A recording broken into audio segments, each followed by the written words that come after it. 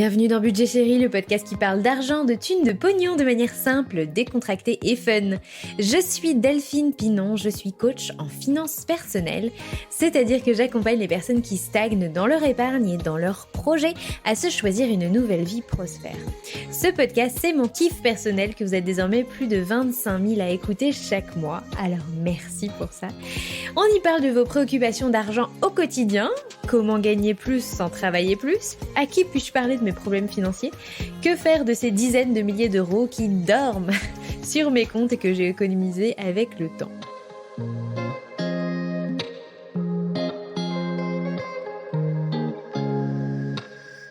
Si c'est la première fois que vous écoutez ce podcast, vous allez sans doute aimer particulièrement cet épisode dans lequel j'ai choisi de me confier sur ce qui a changé dans ma vie avec l'argent, grâce à l'argent, notamment depuis que j'ai lancé le podcast. Mais avant de commencer, je vous donne rendez-vous sur l'Instagram de Budget Chéri, c'est là où je m'exprime très régulièrement. Et aussi, vous pouvez me retrouver sur le compte Imo Chéri. Pour ceux qui ne savent pas, j'ai décidé de mettre en pause la newsletter pendant 2 mois. Donc, je reprendrai en juin, en juin la newsletter. Et donc, en attendant, j'ai quand même décidé d'être un petit peu plus active, on va dire, sur Instagram, notamment dans le partage de ce qui se passe sur les différents chantiers immobiliers qui sont en cours en ce moment et qui arrivent d'ailleurs dans le pas encore dans le money time, mais presque dans le dernier tiers. En tout cas, il y a commence à y avoir matière à montrer des photos un peu sympas, parce que voilà, c'est vrai que montrer des photos de plomberie, c'est pas toujours très sympa, sympathique, et c'est pas très intéressant. Donc du coup, je vais le faire plus régulièrement à l'avenir. Et puis, avant de commencer, bon, cet épisode a commencé, mais avant de partir sur le sujet qui est le mien aujourd'hui, comme régulièrement, j'avais envie de mettre à l'honneur un des derniers commentaires que j'ai reçu sur Apple Podcast. Celui-ci est signé de Aurélie. J'ai un peu... je me suis un peu attardée sur le nom parce qu'il est écrit un peu bizarrement, donc... j'ai failli écorcher. Donc Aurélie m'a écrit: ce podcast est génial. Delphine et les invités qu'elle sélectionne avec soin m'ont permis de changer mon regard sur l'argent, de déculpabiliser, de me centrer sur ce qui est vraiment important pour moi. J'adore, c'est toujours un plaisir d'écouter les nouveaux épisodes. Merci Delphine et longue vie à Budget Chéri. Et donc merci à toi Aurélie. Merci à toi. Parce qu'en fait, c'est le genre de commentaire pour moi. Ce genre de commentaire, c'est de l'or en barre. Puisqu'on parle d'argent, donc celui-là est un gros lingot d'or. Voilà, je vous explique, en fait, moi j'ai une liste longue comme le bras de gens que j'essaye d'inviter dans le podcast, certains depuis plusieurs mois même déjà. Voilà, je vais pas dévoiler aucun nom ici, je veux pas faire de fausses promesses et de fausses joies, mais j'ai contacté entre autres un homme politique, un joueur de poker pro, un écrivain, un célèbre coach en développement personnel, plusieurs formateurs immobiliers très connu, un PDG, un joueur de foot, un homme de religion, un influenceur. C'est à peu près tout. Non, ma liste est encore un petit peu plus longue, mais voilà. Donc j'ai contacté la plupart de ces gens-là. Certains, j'essaye de les contacter par plein de voies différentes depuis des mois. Et en fait, bizarrement, j'avoue que moi aussi ça m'étonne, mais ces gens-là n'attendent pas en fait d'être invités. Ils ne sont pas chez eux tranquillement installés en train d'attendre que je les sollicite, que je les invite sur le podcast. Donc eux n'attendent pas après moi. En revanche, moi, et puis peut-être vous de l'autre côté en train de m'écouter, peut-être que avec cette longue liste de noms pas de nom, mais d'invités que je vous ai subtilement amenés, peut-être que du coup vous avez vachement envie, vous, d'entendre ces gens-là, et que peut-être que vous voyez où je veux en venir, c'est-à-dire que vous avez un rôle à jouer qui est énorme, vous avez un peu le pouvoir entre vos mains, comme on dit, vous avez la possibilité de faire savoir à la terre entière déjà que Budget Chéri existe, que vous kiffez entendre parler d'argent, que vous kiffez ce podcast, et que vous en voulez plus, et notamment le rôle que vous avez à jouer, c'est en laissant un maximum de commentaires avec un maximum d'étoiles, je le redis à chaque fois sur Apple Podcast. Ou voilà, aussi en envoyant, en partageant tous les épisodes que vous avez aimés à votre tante Michel, à votre cousin Augustin, à votre meilleur ami, à votre pire ennemi si vous voulez, à votre patron, voilà, à vos collègues. Mais Voilà, vous avez compris quoi. Partagez et faites-le savoir que vos actions, plus vos actions sont visibles en fait de tout le monde et plus elles m'aident à convaincre ces gens-là qui sont sursollicités. C'est pas qu'ils sont de mauvaise volonté, c'est qu'ils sont voilà, ils sont sursollicités et ils ont besoin de ce petit coup de pouce, voilà, d'être sûrs que, bah, qu'ils vont avoir une audience suffisamment importante aussi, qui va les écouter et qu'ils vont pas se dévoiler pour rien. Donc tout ce que vous pourrez faire en ce sens-là, bah, m'aidera effectivement à essayer de les convaincre de venir se confier sur des sujets qui sont pas simples derrière ce micro. Voilà, c'est dit. J'espère que c'est entendu en tout cas. Je suis prête à passer à la suite. Et je suis seule aujourd'hui. Je suis seule, j'ai choisi de faire un épisode un peu particulier. Ça faisait longtemps que j'avais pas fait un épisode seul. Je crois que ça date de l'été dernier. Donc, en fait, pourquoi j'ai décidé de faire un épisode seul? Parce que par hasard, en publiant l'épisode d'il y a 2 semaines, le dernier épisode, je me suis rendu compte que celui-là allait être le 50e. Alors, il porte pas le numéro 50 parce que il y a des épisodes qui sont des stories, des épisodes qui sont des épisodes avec invités. Enfin bref, bon, la numérotation suit pas exactement l'ordre, enfin bref, mais c'est bel et bien le 50e épisode que je fais aujourd'hui. Il se trouve aussi que le podcast fête à quelques jours près son 18e anniversaire, 18e mois, pardon, 18e on dit moniversaire, je sais plus, enfin, donc un an et demi, bref, d'existence. Que en plus, ça fait pas très très longtemps que je viens de dépasser la barre des 200 000 écoutes. Évidemment, j'ai mis 1 an à dépasser la barre des 100 000 et là j'ai mis 6 mois à dépasser la barre des 200 000. Donc vous voyez, enfin bref, le podcast ça a une super trajectoire. Et aussi, voilà, parce que je fête dans quelques jours mon 34e anniversaire, enfin mes 34 ans, et que mes anniversaires c'est toujours un peu des moments particuliers dans ma vie. J'aime bien, voilà, il y a toujours plein de moments dans la vie où on aime faire aussi des bilans, de se poser des questions. Donc, bah, il y a le passage à une nouvelle année, les rentrées de septembre aussi. Et puis voilà, des anniversaires sont aussi des moments propices à ce genre d'auto-analyse, de réflexion sur sa vie. Et donc, je me suis dit, bah tiens, Delphine, ce serait pas mal de faire à nouveau un épisode solo. J'ai d'ailleurs sollicité la communauté sur Instagram pour savoir ce qui vous plairait. Évidemment, je pouvais pas, pouvais pas satisfaire tout le monde, mais globalement, ce qui est ressorti, c'est quand même votre envie d'avoir mon bilan, de savoir où j'en étais, de connaître un peu l'envers du décor. Voilà, ça tournait un peu, donc j'ai essayé de je vais essayer de satisfaire tout le monde avec cet épisode, pour lequel effectivement j'ai eu envie de faire une synthèse de ce que j'avais appris ou de comment ma vie avait changé en fait depuis qu'elle tourne autour de l'argent. C'est horrible à dire. En fait, c'est qu'est-ce que l'argent a changé dans ma vie, ce que j'ai appris grâce à l'argent.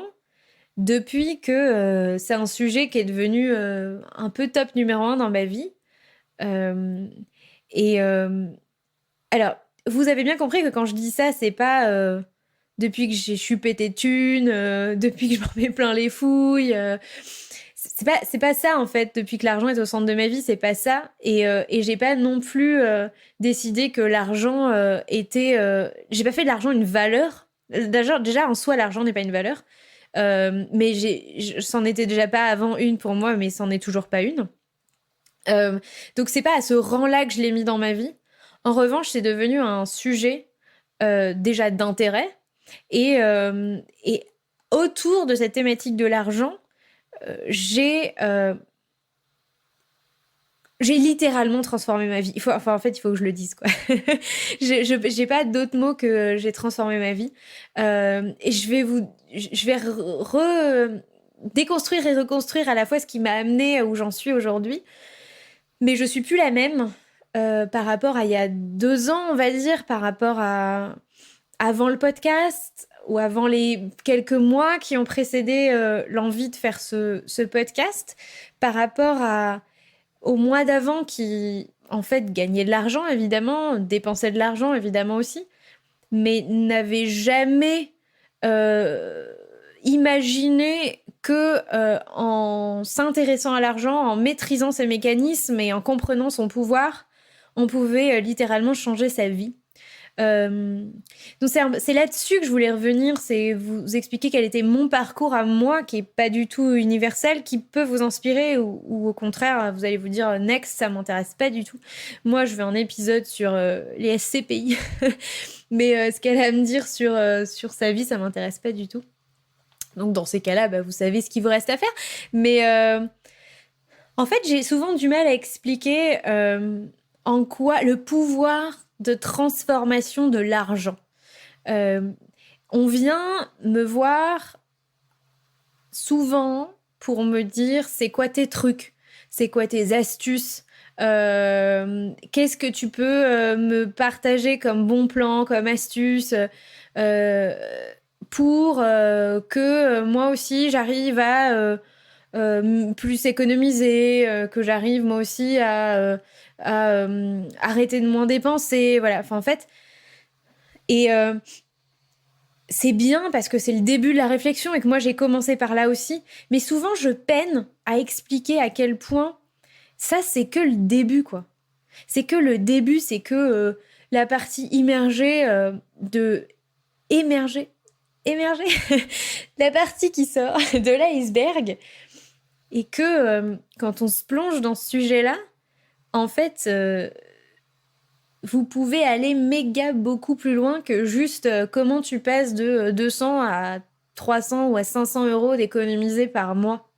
Finalement, ça va être la résultante d'un autre changement de mindset qui, lui, est tellement énorme, tellement profond, qui va avoir un impact sur tout le reste de votre vie et peut littéralement a le pouvoir, en fait. Si vous changez, vous décidez de vous mettre là-dedans, de changer votre relation à l'argent et de vous ouvrir à une autre façon de voir le monde, vous allez découvrir à quel point vous pouvez changer.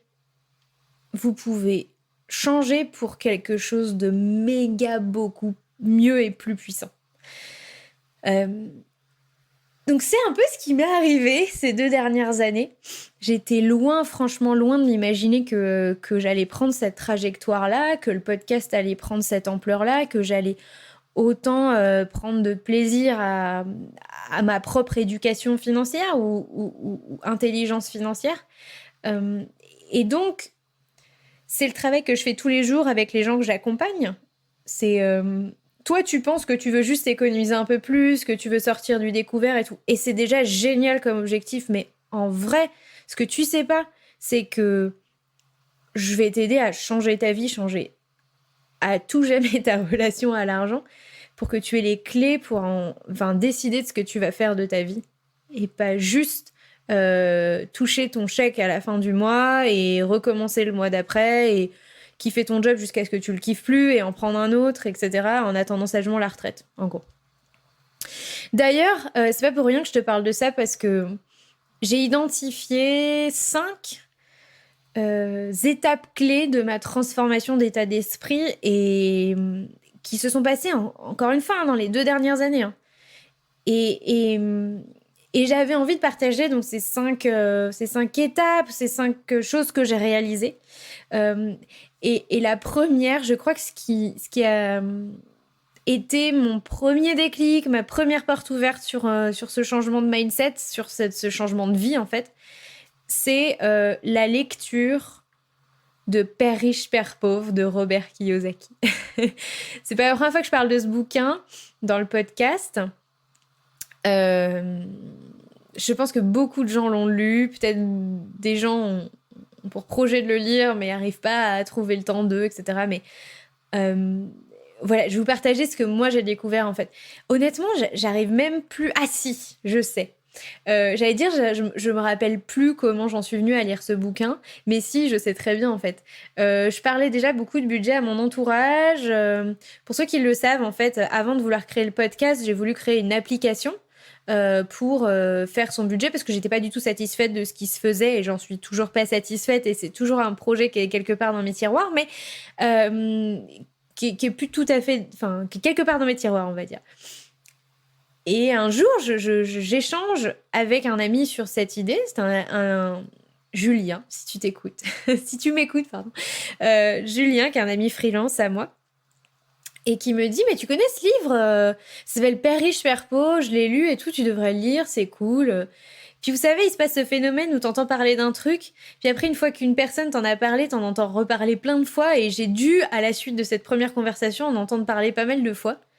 Et du coup, je me suis dit, ah bah visiblement, c'est un livre important, quoi, un peu fondateur. Donc, je vais l'acheter, je vais le lire. Et ce livre a été une porte ouverte vers un autre monde. La première chose que j'ai découverte en lisant Père riche, Père pauvre, euh, c'est l'existence de cette fameuse rat race. La rat race, comme disent les anglo-saxons. Donc, la course au rat ou... En fait, c'est vraiment, honnêtement, c'est intraduisible, mais je vais vous parler de ce concept si vous n'êtes pas du tout familier de ce truc-là. En fait, la rat race, c'est cette analogie du petit rat qui est dans sa cage et qui court dans sa roue, dans, et en fait, qui court après quelque chose, mais il sait pas quoi, parce qu'il court, il court, à n'en plus finir, en fait. Et la seule chose qui peut lui arriver à courir dans sa petite roue, dans sa petite cage, c'est l'épuisement. Et c'est une analogie qui est utilisée pour décrire ce que beaucoup de gens ressentent et vivent dans le monde du travail et dans la vie en général, c'est-à-dire je travaille pour gagner plus, je cours après quelque chose. En général, c'est l'argent, la reconnaissance, la promotion sociale. L'argent étant destiné en général à essayer de me rendre mon quotidien plus agréable, plus confortable, m'acheter plus de choses, faire plus de voyages, etc. Mais tout ça conditionné dans un cadre qui est tout à fait bien délimité, c'est-à-dire le cadre de mon emploi salarié dans une entreprise avec mes X semaines de congés payés. Et donc en fait, j'essaye de gagner plus pour améliorer mon confort. Sauf qu'à un moment donné, je commence à être limitée par le fait que bah, dans ce cadre-là, ce schéma-là en général, pour gagner plus, il faut travailler plus. Donc pour gagner plus et m'offrir ces choses, il faut que je fasse un sacrifice sur mon stress, sur mon sommeil, sur mon temps passé pour moi-même, sur mon temps passé avec mes proches, etc. Et donc, je suis dans une fuite en avant et une course sans fin où je veux gagner plus je travaille plus pour gagner plus, pour m'offrir plus de choses. Et quand j'ai plus de choses, j'en veux encore plus, donc je veux travailler plus pour gagner plus. Tout ça se fait au détriment du temps, j'ai de moins en moins de temps, donc à un moment donné je finis par gagner de l'argent et de plus avoir du temps même pour le dépenser. Donc comme j'ai plus de temps, bah, en général, encore une fois, je récompense dans des choses assez matérielles, et en fait c'est une course sans fin jusque la libération qui est en général la retraite. Euh, Dans ce scénario-là aussi, il y a plein d'autres choses, c'est-à-dire que je remets en fait mon destin entre les mains de mon employeur. C'est pas moi qui décide des formations que je veux faire, c'est lui. C'est pas moi qui décide quand est-ce que je pars en vacances. C'est pas moi qui décide si je peux passer 3 mois de congé auprès de mon enfant qui vient de naître. Parce que tout ça étant super vachement bien réglementé. Donc je remets aussi un certain nombre de décisions qui sont importantes dans ma vie à ce système. Mais moi, en attendant, je cours, je cours. Euh, ça, il y aurait tellement, tellement, tellement de choses à dire dans la rat race. Et en fait, moi, je vivais ça. Mais beaucoup de gens vivent ça. Hein. Je pense que plus de 9 personnes sur 10 vivent ça. Et, euh, et comme on vit ça et que c'est le modèle extrêmement dominant qu'on voit autour de nous, on se rend même plus compte que c'est un système et qu'on peut en sortir. Comme le rat se rend même plus compte qu'il peut sortir de sa roue et qu'il y a autre chose à faire. Euh, et j'ai vécu ça sans évidemment me rendre compte que je vivais ça. Euh, la plupart des gens ne se rendent pas compte et quand on se finit par s'en rendre compte, on veut sortir de ça. Donc moi j'avais cette intuition que je vivais ça, sans du tout avoir mis les mots sur cette situation. Et, et vouloir m'en sortir, mais sans avoir les clés, parce que j'avais pas forcément identifié les causes de ce qui clochait avant. Euh, donc voilà, et j'ai, comme on dit, vécu dans ma rat race pendant un certain nombre d'années, finalement, pas tant que ça, hein. Il y a des gens qui passent leur vie entière et leur carrière entière à être dans cette rat race. Donc finalement, moi, j'ai commencé à me rendre compte de ça il y a 2 ans environ, donc j'avais à 30-31 ans, le fameux cap de la trentaine. Euh, Qu'est-ce que je vivais? Moi, je vivais cette insatisfaction. En fait, on peut aussi une traduction qui est qui est pas bonne, mais qui est pas mauvaise non plus de la rat race en français, c'est le fameux métro boulot dodo. Euh, j'ai su très vite que c'était pas pour moi. Et en même temps, j'avais pas compris comment sortir de ça forcément.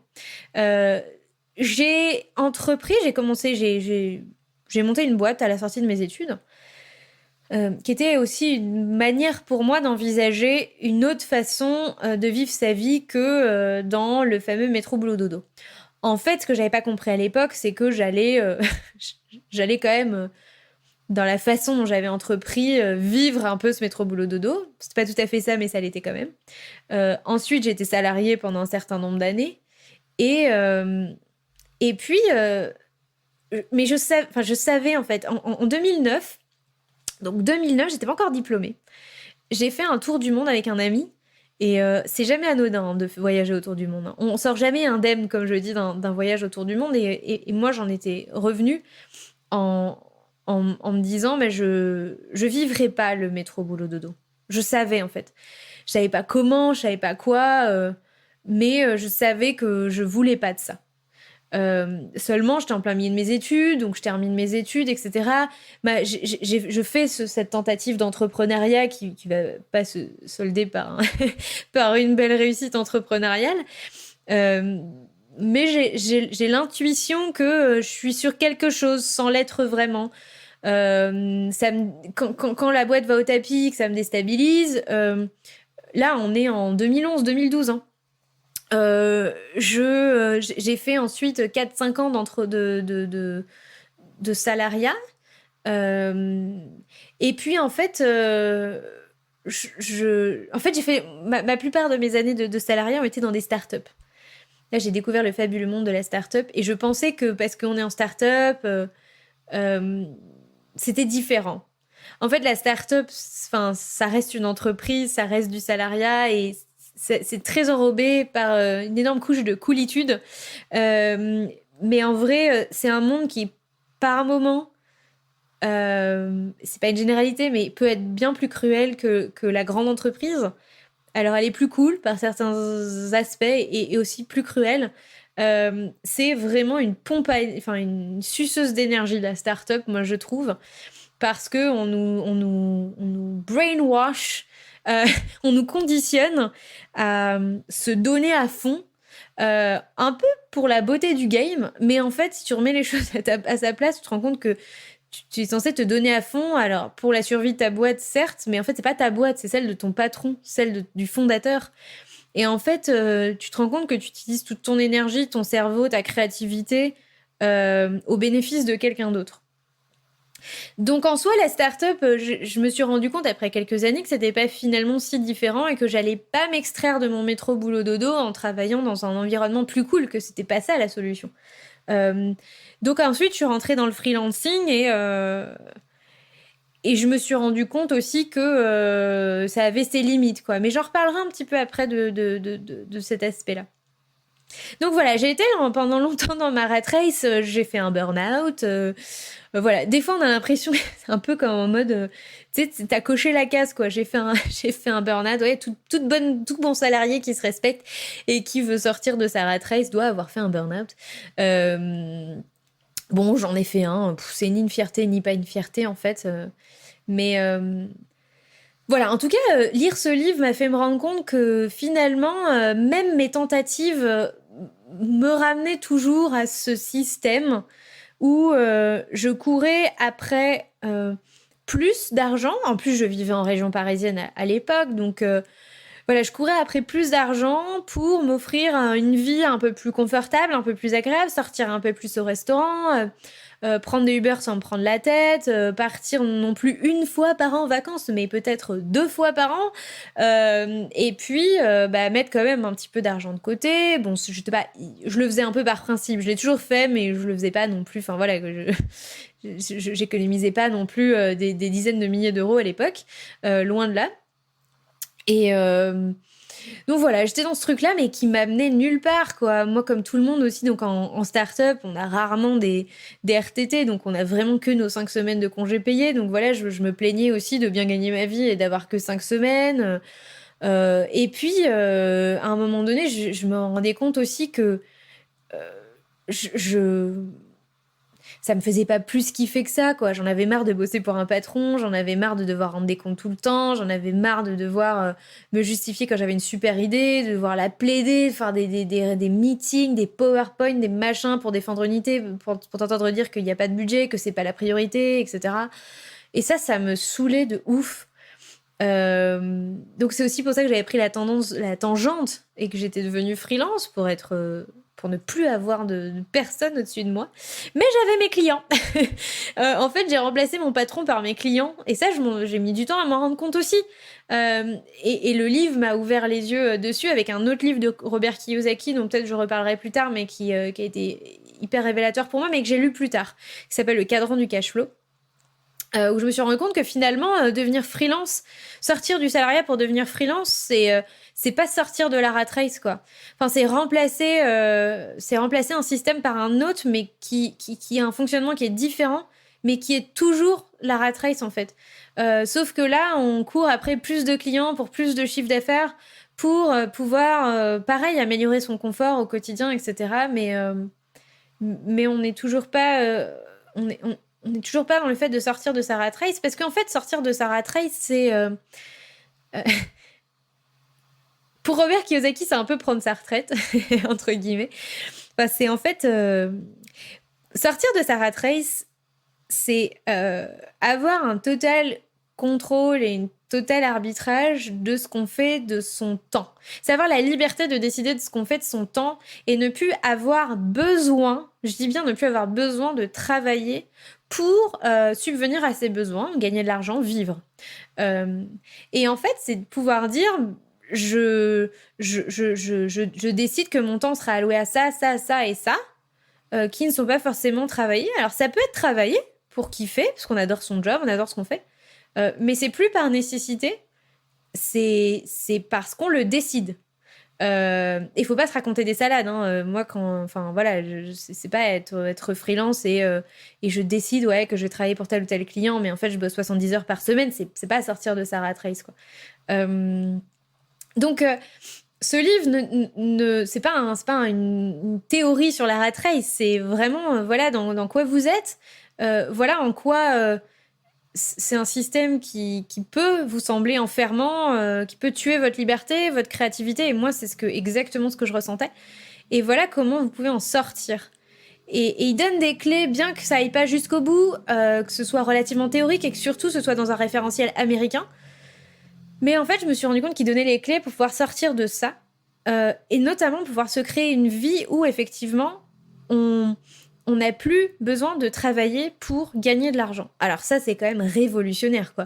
C'est-à-dire, tout d'un coup, il y a un mec qui te dit, tu peux, ça va pas arriver du jour au lendemain, tu n'es pas obligé de claquer des doigts, ça va prendre un peu de temps, mais tu peux mettre en place un système qui fait que demain, tu vas générer des revenus passifs et tu vas pouvoir vivre de ces revenus-là sans avoir besoin de travailler ou en tout cas en décorrélant ton temps de l'argent que tu gagnes.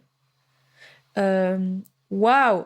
Mais déjà, quand on dit ça, alors pour toutes les personnes qui ont lu Robert Kiyosaki, qui ont lu plein de choses sur le mouvement FIRE, sur l'indépendance financière, la liberté financière et tout, maintenant pour vous c'est c'est déjà vu, quoi. Mais en vrai, remettez-vous dans le contexte de la première fois que vous avez entendu parler de ça. Je veux dire, allez, on va à l'école, on fait des études, on nous dit non, mais voilà, on nous bassine avec la valeur travail, il faut travailler, et plus on travaille, et plus on va gagner. Enfin voilà, travailler plus pour gagner plus. Enfin, c'est partout, c'est omniprésent dans notre société que il faut travailler et probablement même travailler dur. Et il y a que quand on travaille dur qu'on gagne de l'argent. Donc en fait, on est obligé de sacrifier sa vie, son temps, son énergie et le temps qu'on passe avec les autres, etc., pour gagner beaucoup d'argent. Et que c'est une équation qui est comme ça, et il n'y a pas d'autre moyen de sortir de ça, quoi. Sauf à hériter, sauf à avoir un gros coup de bol, à faire une découverte scientifique qui va nous rapporter des millions, à jouer au loto, etc. Et comme on grandit dans cet état d'esprit, quand un jour un mec nous dit non, non, mais je l'ai fait, je suis pas le seul, je suis peut-être un des pionniers ou un des premiers, mais je suis pas le seul, c'est possible, voilà comment il faut faire. Non, mais c'est une révolution. C'est-à-dire, en fait, quand tu lis Robert Kiyosaki, tu te dis, soit c'est du bullshit, soit c'est ouf ce truc, mais en fait, là, j'ai ma série, j'ai Joséphine Ange Gardien qui va commencer à 21h. Soit tu te dis, ce type est un génie, comment il a fait? Je veux faire pareil, en fait. Je veux faire pareil. Et moi, j'ai décidé d'être de cette troisième catégorie et de dire, je veux faire pareil. je veux sortir de la rat race et je veux ne plus avoir besoin de travailler. Je veux m'offrir cette possibilité de peut-être ne plus avoir besoin de travailler. Au début, c'était ça. Aujourd'hui, c'est plutôt je veux pouvoir travailler moins. Voilà dans quoi je suis aujourd'hui sur le sujet de la rat race. Je passe vachement de temps sur ce sujet-là. Bah, en vrai, je pourrais en parler des heures. Je suis désolée, vous allez m'écouter encore des heures ou zapper, mais il faut comprendre à quel point c'est ces changements de mindset qui vont précéder vos actions. Après, évidemment, c'est pas, encore une fois, je disais, c'est pas le tout de lire Robert Kiyosaki. Après, il faut passer à l'action. Et passer à l'action, c'est beaucoup plus dur que de lire un bouquin. En fait, c'est facile théoriquement de comprendre ce qu'il dit, de trouver ça génial. Mais là, ce qui attend après est beaucoup plus compliqué. Mais en tout cas, c'est évidemment ça a été précurseur pour moi dans mon idée de se dire attends, d'autres l'ont fait, c'est possible et moi je veux m'offrir la chance de le faire. Ensuite, le moment numéro 2, c'était que la première étape sur 5. Le moment numéro 2, c'est de te dire bah comment je fais? Parce que Robert Kiyosaki, il te donne des pistes, mais comme je disais, c'est vraiment à l'américaine, tout n'est pas transposable. Et donc, c'est qu'est-ce que je vais élaborer comme stratégie? Quelle est ma stratégie? Qu'est-ce que je vais changer? Qu'est-ce que je vais faire action après action pour y arriver? Encore une fois, c'est pas tout de se dire c'est cool, je veux vivre de mes rentes, je vais plus avoir besoin de travailler. Ok, mais comment tu fais concrètement, quoi? Et donc, c'est là que vous ne me voyez pas, mais je suis en train de retrousser mes manches. C'est là que tu rentres dans le game, quoi. et en fait, ça a été hyper important pour moi d'avoir cette vision très long terme. En fait, c'est ça que je veux, quoi. Mais peu importe, moi, je me suis donné comme objectif d'essayer d'y arriver avant 40 ans, mais même si j'y arrive à 50 ou à 55 ans, enfin, le kiff que c'est, quoi. Et le kiff que c'est d'essayer d'y arriver. Je voyais ça aussi. Et donc, j'ai cette ligne de mire. Ok, maintenant, il me faut la stratégie. Alors, la première piste que Robert Kiyosaki donne, c'est l'immobilier. En te disant, mais c'est un levier formidable, en fait. Tu vas emprunter de l'argent à la banque, c'est pas ton argent, et avec cet argent, si tu fais les bons investissements, tu vas pouvoir te dégager ce que le fameux saint graal de l'investisseur immobilier, le cash flow positif. Donc, alors c'est honnêtement, hein, si je te refais l'histoire, c'est pas c'est pas juste après avoir lu le bouquin que j'ai tout de suite compris que je me suis lancée dans l'immobilier. Déjà, j'étais freelance, j'avais même pas mon premier bilan à l'époque de société et je touchais encore le chômage. Donc autant dire que j'étais sur la fin. Enfin ouais, je touchais encore le chômage. Donc autant te dire que je ne pouvais pas emprunter d'argent à une banque. Donc en fait, l'immobilier, je l'ai un peu mis dans un coin de ma tête à ce moment-là, jusqu'à ce que en fait, de manière assez fortuite, monsieur, c'est là qu'il rentre dans le game, soit sollicité par une pub sur Instagram. de Club Imo, encore Club Imo, de Guillaume et Émilie, qui sont formateurs immobiliers, investisseurs d'abord et formateurs. Et qu'ils s'inscrivent, et on s'inscrit tous les deux à un premier webinaire sur la fiscalité. Il faut se dire que, alors ça c'est quelques mois, hein, peut-être 4, 5, 6 mois après la lecture de Père riche, Père pauvre. Entre-temps, j'ai lancé le podcast, à peu près au début du podcast. Il faut se dire qu'à ce moment-là, honnêtement, j'y connais mais rien en immobilier, quoi. Genre, je sais pas ce que c'est que le cash flow positif, à part que, évidemment, je l'ai lu dans Père riche, Père pauvre, et encore, il n'utilise pas ce terme-là. Je savais pas calculer la rentabilité d'un investissement. Bref, je savais pas ce que c'était qu'un immeuble de rapport. Mais comme aujourd'hui, beaucoup de gens qui commencent à s'intéresser à l'immobilier et qui découvrent ce monde incroyable, mais bah, j'étais loin, quoi. Enfin, vraiment, j'étais loin de l'indépendance financière, quoi. Et en fait, ce premier webinaire a changé énormément de choses. Et voilà, la suite, je l'ai énormément raconté dans la newsletter d'Imo Chérie, donc je vais pas tout refaire le game. Mais c'est des mois et des mois de formation et de plans que j'élabore en me disant, bah voilà, en fait, on va faire ci, on va faire ça, ça va nous amener à ça. Et peut-être qu'à un moment donné, voilà, je lance la sous-location avec un but précis et, et me voilà avec un plan. Voilà, me voilà avec un plan pour, on va dire, les 2 premières années. Un plan long terme, mais après, quant à savoir si je vais faire un investissement en mars 2023, enfin, ça se passe jamais comme ça. On sait jamais exactement à quel rythme on va pouvoir enchaîner les projets. Est-ce que ces projets sur lesquels on va parier, ils vont s'avérer être bien? Est-ce qu'on va pas avoir des énormes aléas sur nos chantiers? Voilà, donc il y a beaucoup d'aléas, mais globalement, il y avait un plan. Le plan, c'est toujours le même. C'est de parier sur d'apprendre à détecter des opportunités immobilières et d'enchaîner les projets, qui sont pas forcément tous de la même nature, et d'enchaîner les projets pour pouvoir se dégager des cash flows positifs, ou des bonnes opérations d'achat-revente pour dégager des cash flows.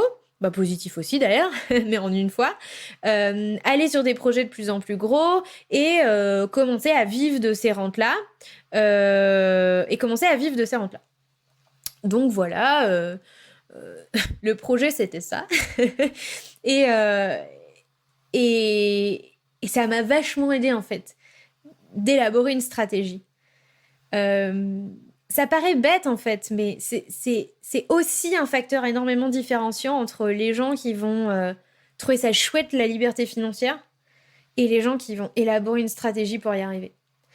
Et évidemment qu'on parte pas tous avec les mêmes atouts et tous avec les mêmes avantages, mais ce qui est sûr, on n'a pas tous les mêmes avantages, mais on peut théoriquement tous y arriver. Et ce qui va faire la différence, c'est pas d'où tu pars, c'est les efforts que tu es prêt à faire pour y arriver. Et évidemment, on n'est pas non plus tous égaux avec cette capacité-là. Alors je dis effort, ça paraît un peu péjoratif, mais parce que il y a des moments qui sont pas faciles, je le cache pas, et je suis assez transparente, notamment sur Imo Chérie là-dessus, mais aussi j'ai été amenée à être transparente avec vous sur les moments de fatigue, les moments qui étaient plus compliqués pour moi, où vraiment j'étais dans l'excès de travail et l'excès d'engagement dans mes projets. Et voilà, mais qu'est-ce que je kiffe, bon sang, qu'est-ce que je kiffe. Et ça aide tellement d'avoir cette vision et de savoir où tu vas et de pourquoi tu le fais. Et à ce moment-là, pour faire le lien avec l'argent, j'ai compris à quel rôle allait jouer l'argent dans ma stratégie. Et j'ai compris à quel point l'argent était juste un outil,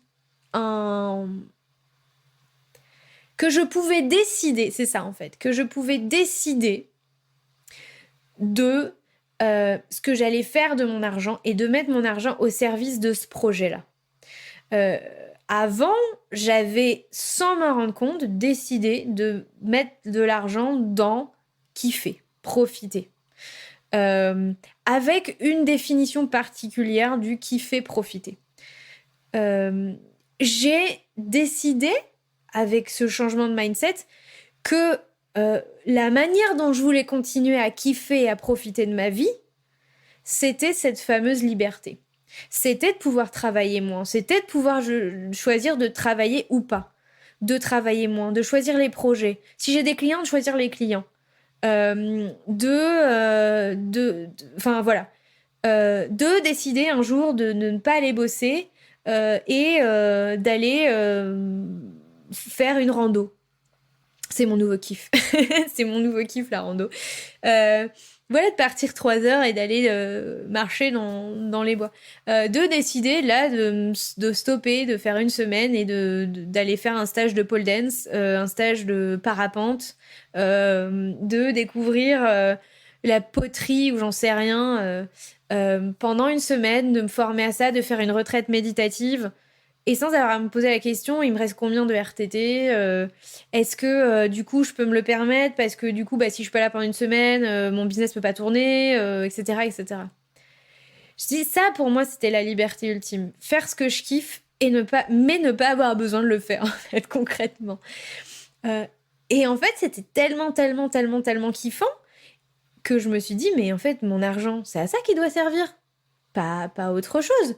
Mais en fait, c'était tellement naturel pour moi. À un moment, je me suis pas dit, je vais devoir faire d'énormes sacrifices. Et d'ailleurs, je ne vis pas ça au quotidien comme un sacrifice. J'ai décidé pour d'autres raisons de quitter la région parisienne. Mais parce que je le voulais. Et j'ai pas décidé de quitter la région parisienne, mes amis et ma famille, pour faire des économies. Alors, ceci dit, ça aurait pu aussi être une très bonne décision. En soi, c'est cool aussi. C'est pas pour ça que je l'ai fait, mais évidemment que ça a eu un impact. Parce que je me suis rendu compte que... euh, donc voilà, pardon, j'ai fait ce changement de mindset de me dire, bah, je vais décider de mettre mon argent au service de cette stratégie, de ce plan, de ce projet et de cette vision. Et que le moyen le plus rapide d'y arriver, le meilleur levier que j'ai pour avoir plus d'argent rapidement ou en emprunter plus, c'était d'arrêter de le dépenser. Le moyen le plus rapide d'avoir plus d'argent, c'est d'arrêter de le dépenser. Il y a de rares exceptions et les gens qui se font payer très très très cher à la minute de travail peuvent se dire non non mais moi le moyen le plus rapide que j'ai de gagner de l'argent c'est de faire 2 heures de consultation en plus, tu vois, pour des grands chirurgiens, des grands dentistes ou j'en sais rien. Mais pour la plupart d'entre nous, le moyen le plus rapide de gagner de l'argent rapidement, c'est juste de ne pas le dépenser et d'économiser. C'est là où rentre en compte un autre livre qui a été extrêmement important pour moi, qui est The Millionaire Next Door. C'est un livre qui a récemment été, je crois, traduit en français. Alors, bizarrement, c'est un énorme best-seller qui a été écrit dans les années 80, je crois. C'est pas tout récent, pourtant c'est extrêmement d'actualité, 80-90, et qui n'avait jamais été traduit. Et que moi j'ai lu en anglais, parce que je lis beaucoup de bouquins en anglais. Mais voilà, pour ceux que ça intéresse, donc le millionnaire next door, je crois que ça s'appelle le millionnaire next door en français. Et en fait, c'est une analyse sociologique, mais pas du tout barbante, quoi, de ce que sont vraiment les millionnaires, contrairement à l'image qu'on a d'eux. Et cette analyse, conduite sur la base de dizaines et de dizaines d'interviews de gens qui sont millionnaires, des Américains, amène à la conclusion suivante. Le vrai millionnaire, next door, ton voisin que tu soupçonnes à peine d'être millionnaire, c'est celui qui a une forte capacité à s'enrichir, donc à créer de l'argent, en minimisant ses besoins, et en maximisant ses investissements. Je vais élaborer sur ce sujet, parce que je peux pas m'arrêter là. En fait, ce que dit le bouquin, c'est qu'il y a la vision qu'on a du riche, qui a des signes extérieurs de richesse, qui dépense comme un riche, dans des choses un peu luxueuses, clinquantes, bling-bling, des objets, mais aussi des expériences, voilà, des vacances sur un catamaran, un yacht, des écoles privées super chères pour les enfants, des belles bagnoles, des super vacances à l'autre bout du monde au Club Med, machin. Et en fait, ce qu'il explique, c'est que ces gens-là, souvent, sont des gens qui ont des hauts revenus, donc qui sont millionnaires de revenus, mais qui sont loin d'être millionnaires en général de patrimoine. Parce que ils ont le train de vie calqué sur leurs revenus et qu'en fait, ce sont des très mauvais accumulateurs de richesse. À l'inverse, l'analyse... Alors, ils sont deux, je sais plus c'est quoi les noms des auteurs, honnêtement.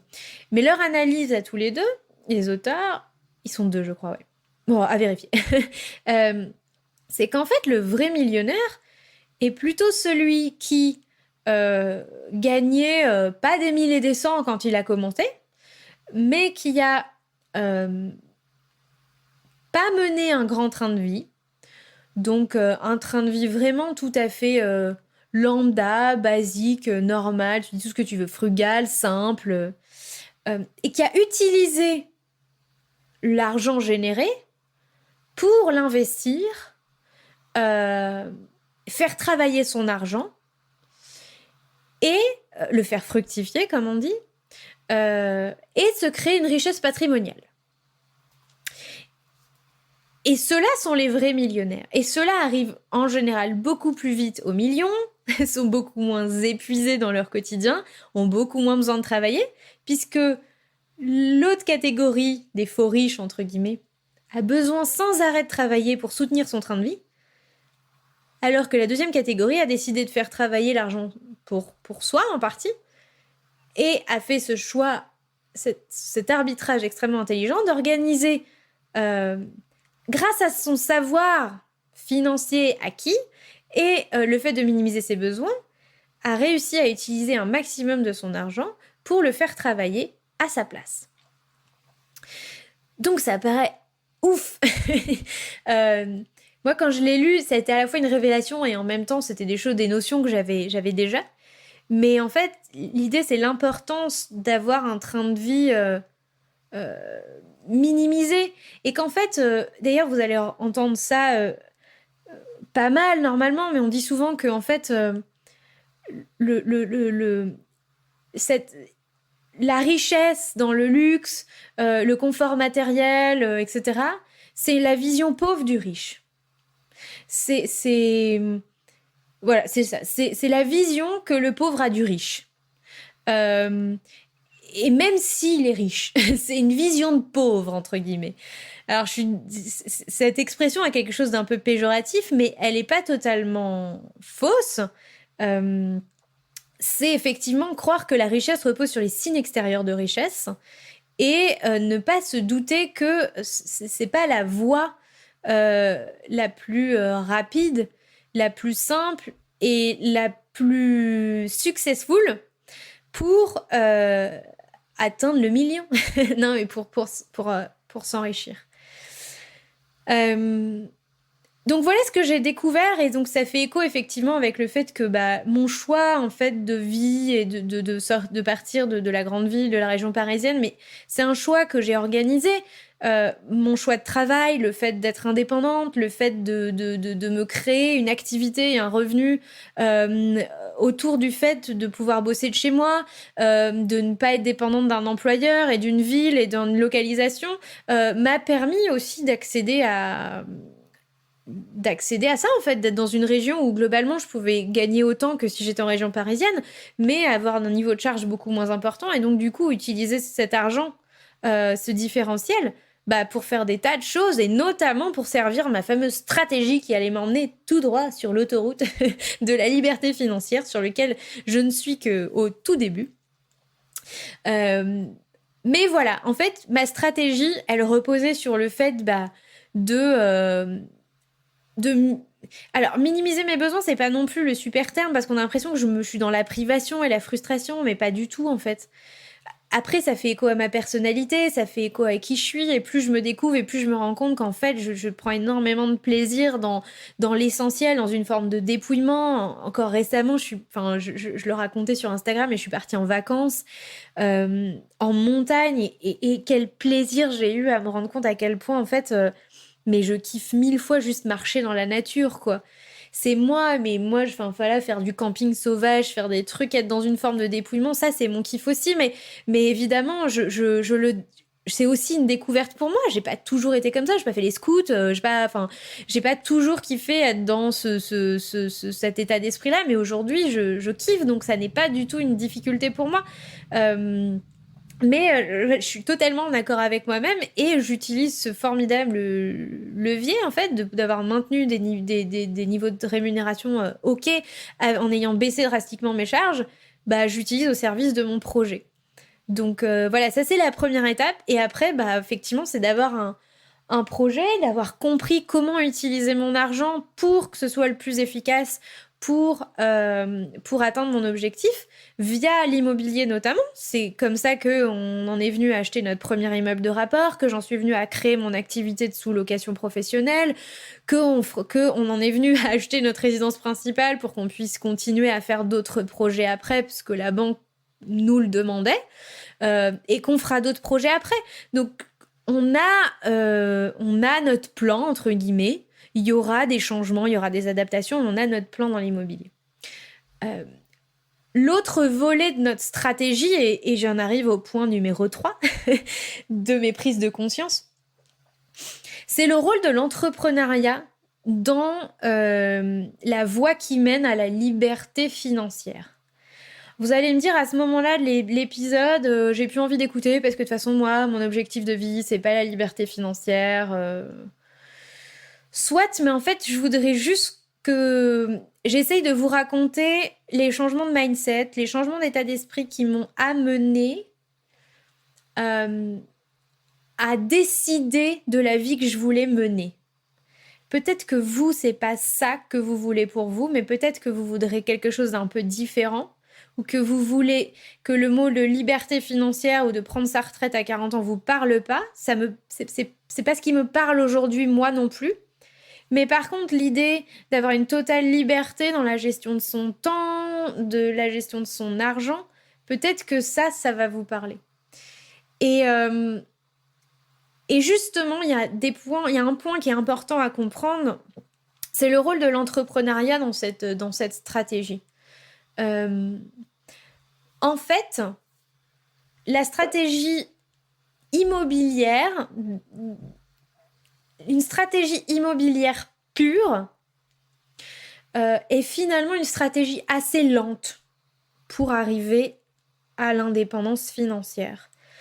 Pour plein de raisons, je peux en évoquer quelques-unes. D'abord parce que on est limité à plein de moments de notre vie dans notre capacité à lever des fonds auprès d'une banque. Qu'un projet immobilier, ça prend des mois. On n'est pas, évidemment, l'activité d'investissement immobilier a un certain nombre de risques. Que les activités immobilières et d'investissement immobilier sont des activités qui sont relativement fiscalisées. On peut éviter une partie de cette fiscalisation, mais globalement, on peut éviter une partie de cette fiscalisation soit en jouant avec le temps, soit en gardant l'argent au sein de sa société pour continuer à multiplier les investissements. En gros, en immobilier, dès que tu veux sortir de l'argent pour te rémunérer, bah évidemment, qui dit sortir de l'argent de sa société, ou enfin qui dit se rémunérer en immobilier, dit être taxé, les charges sociales, la fiscalité. Et donc, on perd une énorme partie du bénéfice. Donc, quand on est dans une logique d'enchaîner les projets, en fait, on se met un peu un coup d'arrêt en voulant se rémunérer de cette activité-là. En tout cas, dans les premiers temps. Donc, soit on accepte de faire que de l'immobilier, même si on diversifie ses stratégies et que ça prenne un peu plus de temps, soit on commence à s'intéresser à l'entrepreneuriat. Pour une autre raison aussi, c'est que pour beaucoup, le levier de l'immobilier est aussi utilisé pour se libérer du salariat. À un moment donné, si l'objectif quand même, il est d'avoir une liberté dans la gestion de son temps, il faut sortir du salariat. C'est extrêmement compliqué d'arriver à cet objectif final quand on reste dans le... Enfin, il faut le comprendre, quoi. Je reparlerai un petit peu après. Donc, du coup... Pardon, je perds le fil. Mais je reprends le fil. enfin, du coup, avoir une stratégie immobilière unique et pas la meilleure des stratégies. Voilà, pardon, c'est ça que je disais. Quand on veut quitter à un moment donné son emploi, on peut plus emprunter à la banque. Parce que globalement, c'est la banque compte sur des revenus en général de son activité professionnelle pour nous prêter de l'argent. Quand la banque n'a plus que des revenus d'investisseurs à prendre en compte, il faut avoir des sacrés revenus d'investisseurs pour pouvoir réenchaîner les projets. Donc c'est pour ça qu'en général, on s'arrête pas à ces revenus d'investisseurs et la plupart des gens se lancent d'une manière ou d'une autre dans l'entrepreneuriat. Et j'avais déjà entrepris dans ma vie. Donc qu'est-ce qui a changé récemment ? J'ai compris plein de choses sur l'entrepreneuriat et sur le pouvoir qu'avait l'entrepreneuriat. Déjà, j'ai compris que y avait une énorme différence entre l'entrepreneuriat solo, des gens, notamment par exemple en observant beaucoup les formateurs immobiliers qui avaient créé des business de formation, qu'on appelle souvent des infopreneurs, étaient pas du tout la même chose que des fondateurs de start-up. Et que moi, qui avant avait une admiration sans borne sur les fondateurs de start-up, les gens qui créent des entreprises, qui créent des emplois, etc., aujourd'hui, je me suis rendu compte que c'était pas du tout ma voie, parce que, en fait, avoir des équipes, avoir des investisseurs, c'est un système qui est pas toujours facilement compatible avec la fameuse liberté de localisation géographique, de gestion de son temps que l'on recherche.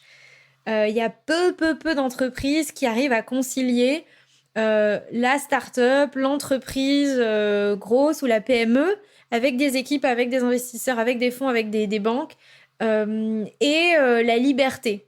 Parce que voilà, avoir des équipes, c'est gérer en permanence comment est-ce qu'on motive des équipes, comment est-ce qu'on les intègre, comment est-ce qu'on les fait évoluer, comment est-ce qu'on gère les problèmes. Et ça mobilise énormément de l'énergie d'un fondateur. Et puis, quand on a des investisseurs, en fait, on n'est pas toujours en contrôle de ce qu'on peut faire. Et en fait, je me suis rendu compte que moi, la manière dont j'avais perçu l'entrepreneuriat avant et dont je l'avais fait n'était pas du tout la bonne. Et que en fait, moi, ce que je voulais faire avec l'entrepreneuriat, c'était je continuais à générer des revenus en décorrélant mon temps de l'argent. C'est aussi ce qu'on fait en IMO, en fait. L'IMO a pour but de générer des revenus qui sont décorrélés du temps qu'on y passe. Donc un freelance, par exemple, il va facturer son client soit au forfait, soit en fonction du temps qu'il va y passer, mais ça reste une corrélation entre son temps et son argent. C'est-à-dire que tu me payes pour que je fasse un truc. Donc à un moment donné, comme on a tous que 24 heures par jour, il y a une limite. J'atteins forcément un plafond parce que je peux pas facturer 2 fois plus de clients parce que ça va me prendre 2 fois plus de temps.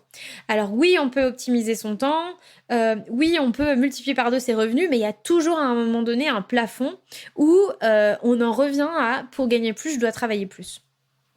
Et donc j'ai commencé à m'intéresser à l'entrepreneuriat qui permet de décorréler son temps de son argent. Pour moi, c'est devenu mon saint Graal, en fait. Et je suis qu'au début de mon aventure aussi sur ce sujet-là. Mais l'entrepreneuriat a ce pouvoir-là de permettre de créer des systèmes où on peut limiter, si c'est pas ça, franchir, en tout cas limiter, la corrélation qu'il existe entre le temps que je consacre à mon travail et l'argent que je gagne. Autrement dit, je me crée une activité où je peux gagner plus sans forcément travailler plus. Voire même gagner plus en travaillant moins. Et il y a très peu en fait de systèmes dans lesquels on peut arriver à ce résultat-là. Et certainement pas dans le salariat. Dans le salariat, dites-moi si je me trompe, mais on peut pas. Je connais aucun système où on est salarié où on peut arriver à gagner plus en travaillant moins. Ou alors ponctuellement, on va aller chercher un autre job où les horaires sont plus cool et on va réussir à faire un gap de salaire.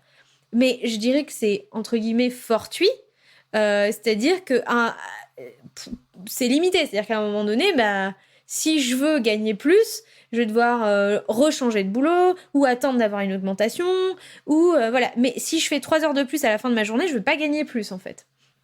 Mais c'est aussi le cas aussi beaucoup de professions libérales. C'est pas que le salariat dans les professions libérales.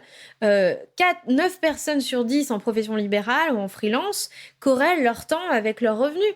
Un médecin, il est payé au nombre de consultations. Un avocat, il est payé à l'heure, au volume de dossiers, etc.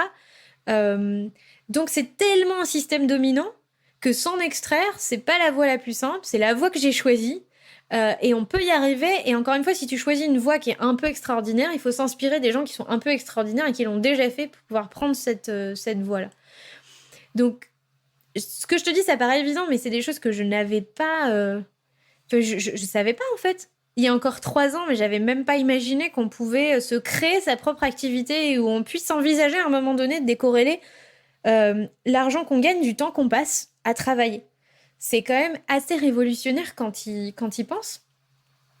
À ce propos, je suis en train de lire un livre que vous connaissez peut-être, et puis je croise les doigts, mais ça fait partie des gens que j'aimerais un jour solliciter pour... je ne l'ai pas encore sollicité, mais je vais le faire, pour participer au podcast. Ce livre, c'est Tout le monde n'a pas eu la chance de rater ses études. C'est un livre d'Olivier Roland. Peut-être que vous l'avez déjà lu. Et j'en suis que même pas au quart du bouquin encore. Et il dit à propos de ça, de l'entrepreneuriat et du salariat, des choses qui m'ont frappée en fait. Comme quoi, vraiment, lire des bouquins, c'est juste magique parce que les gens ont pris le temps dans un bouquin de clarifier une pensée. Et c'est extrêmement puissant ce qu'on peut, dégager dans la lecture d'un bouquin. Donc Olivier Roland explique que effectivement, pour tous les domaines de la vie, il y a des méthodes pour faire des choses. Il y a des méthodes pour apprendre à jouer de la guitare, il y a une méthode pour pouvoir faire des bonnes photos, il y a une méthode pour pouvoir gagner de l'argent. Et que dans tous ces domaines-là, il y a des meilleures méthodes.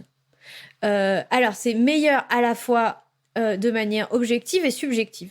Il y a des meilleures méthodes pour telle ou telle personne. Voilà, cette méthode me convient mieux que cette méthode pour toi, pour apprendre la guitare, par exemple.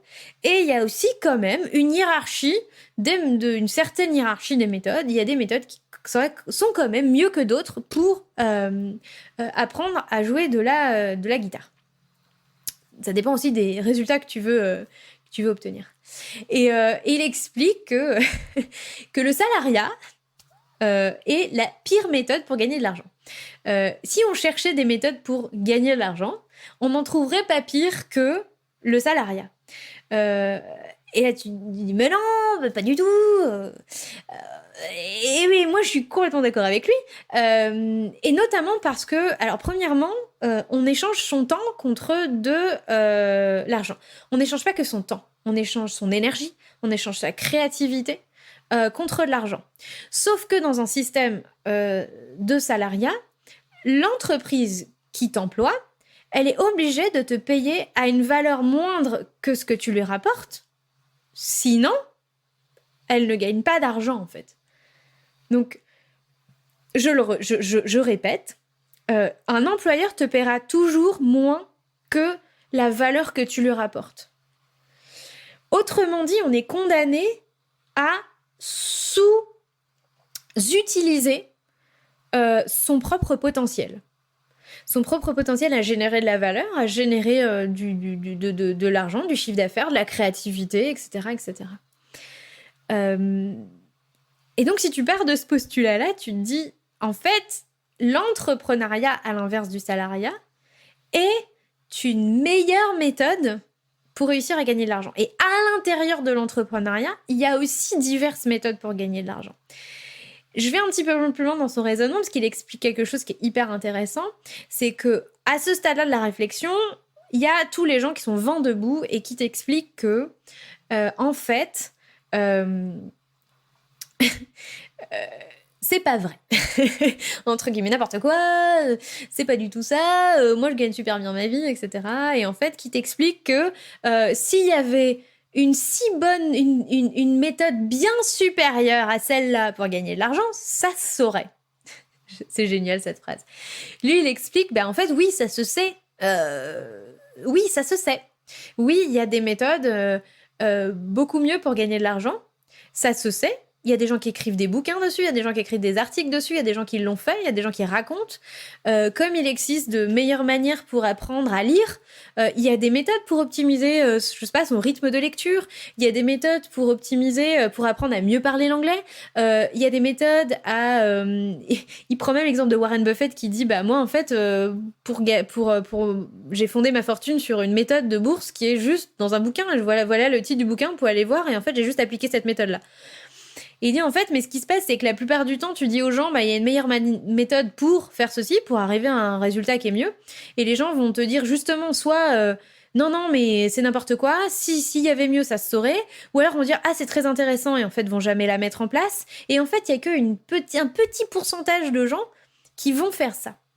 Et en fait, les gens qui vont... Alors, parmi les gens qui tentent, il y a aussi des gens qui ne réussissent pas du premier coup. Ou qui réussissent pas du tout parce qu'ils vont pas réessayer une deuxième fois. Mais le fait est que statistiquement, l'entrepreneuriat est une meilleure méthode pour s'enrichir que ne peut l'être le salariat. Et ça, je pense que c'est pas évident à le comprendre. Et je vais vous donner 2 raisons qui expliquent ceci. La première, je dirais, c'est presque une raison, j'ai envie de dire philosophique. Mais c'est que, en fait, on est maître chez soi quand on entreprend. Donc, la potentialité de gagner plus, elle est juste beaucoup plus importante. C'est pas quelqu'un qui va décider de son salaire. Tu peux décider... En fait, ça dépend de soi, de son investissement aussi, d'une partie de chance et d'une partie de conjoncture, mais ça dépend quand même globalement de toi. Donc ça, je veux dire, c'est une première raison. T'es en maîtrise. Il faut comprendre aussi. Il faut comprendre que il faut aller se renseigner. Il faut comprendre les meilleurs leviers. C'est pas à tout de se dire je me lance dans l'entrepreneuriat. Si tu décides de te lancer dans l'entrepreneuriat et que tu dis en fait j'en sais rien, mais je fais des super photos. Voilà, je me lance en tant que photographe. Mais en fait, t'es peut-être bon en photo, mais tu vas te lancer comme ça et en fait, tu vas te rendre compte que il y a un espèce de marché de la photo et que les photos, c'est à peu près ce prix-là. Et que du coup, toi, t'as du mal à vendre tes prestations plus chères, donc tu vas les vendre à ce prix-là, tu vas être à fond dans la corrélation de ton temps et de ton argent, et que tu vas pas énormément te dégager de marge, et que tu vas aussi galérer pour essayer d'aller trouver des clients, et que tu vas aller de mariage en mariage, tu vas faire ta grosse saison de photos l'été, etc. Et qu'en fait, tu vas te dire, ouais, je suis désolée, mais je gagne pas mieux ma vie que quand j'étais conseiller à la banque, quoi. Et en fait, voilà, encore une fois, c'est l'entrepreneuriat. Il y a des façons de le faire qui sont encore mieux que d'autres. Par contre, si tu décides de dire, en fait, moi, je veux être le meilleur dans cette photo-là, et que du coup, je vais faire en sorte d'être le meilleur, de le faire savoir, et je vais aller chercher les clients qui sont prêts à payer pour cette meilleure prestation-là. Pour toutes les personnes qui se sont mariées, ou toutes les personnes qui ont déjà été invitées à un mariage et qui ont l'occasion de voir, de télécharger les photos de mariage, on s'est tous déjà rendu compte qu'il y avait des meilleurs photographes de mariage que d'autres. Bon, si tu travailles ça, que tu travailles à le faire savoir, que tu deviens le meilleur dans la photo de mariage, en fait, tu vas potentiellement doubler ou tripler ton prix et te dire, en fait, moi, tant pis si j'ai moins... Enfin, je vais mettre peut-être un peu plus de temps à me faire ma clientèle, mais globalement, je vaux plus, donc je vais aller chercher des trucs qui sont plus chers. Ça me prendra pas plus de temps de faire un mariage où je suis payée 3 fois plus qu'un mariage où je suis payée 3 fois moins. Il y a plein de façons d'entreprendre qui sont peu ou pas lucratives et d'autres façons d'entreprendre qui peuvent t'amener à ce fameux Saint Graal où tu peux éventuellement envisager de décorréler ton temps de ton argent ou de vivre très bien de cette activité-là et donc de t'enrichir bien plus que si tu avais été salarié dans cette activité-là ou dans une autre. La deuxième raison pour laquelle, et ça c'est aussi quelque chose que j'ai appris, j'ai l'impression que je parle, j'ai l'air en faire des fois je me dis, est-ce que t'es pas en train de faire une récitation Delphine? C'est pas un cours que je fais en fait. Tout ça c'est des choses que je savais pas il y a encore 2-3 ans, je vous parle de choses que j'ai réalisées mais qui sont tellement maintenant ancrées, qui sont tellement fortes chez moi.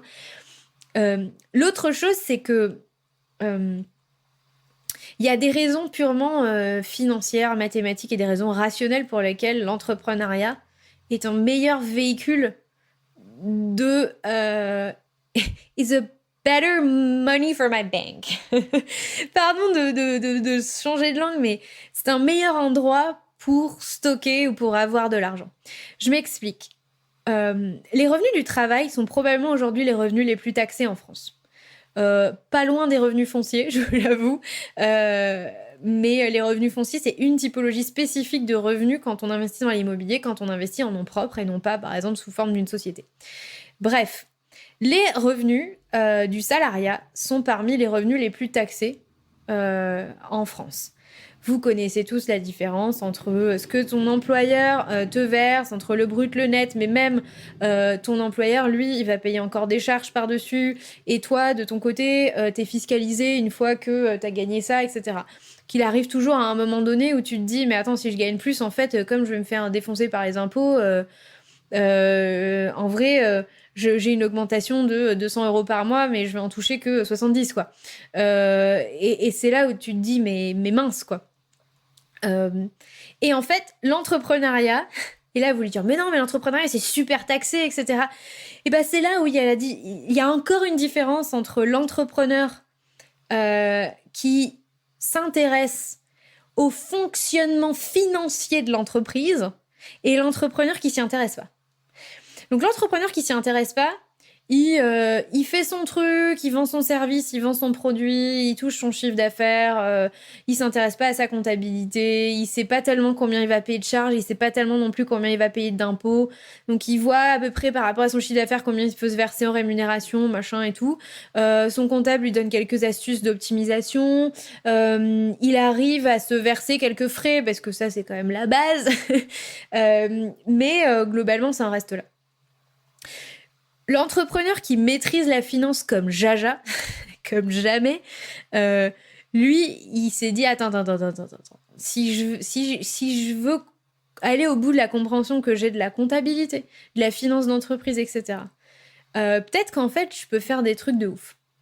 Et donc, peut-être que je peux vivre de mon activité sans jamais me rémunérer, sans payer de charges, sans payer d'impôts. Peut-être que en fait j'ai pas besoin de sortir l'argent de ma société sur laquelle je vais encore une fois être taxée et payer des charges.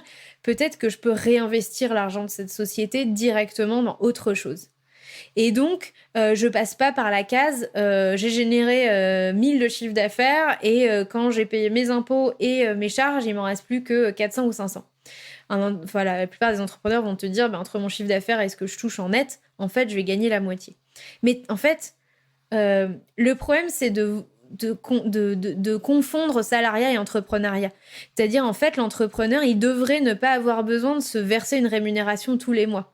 Il faut qu'il revoie totalement, en fait, la façon dont il se rémunère. Une fois par an, sous forme de dividendes, et non pas sous forme de rémunération, par exemple, qui sont beaucoup moins taxées.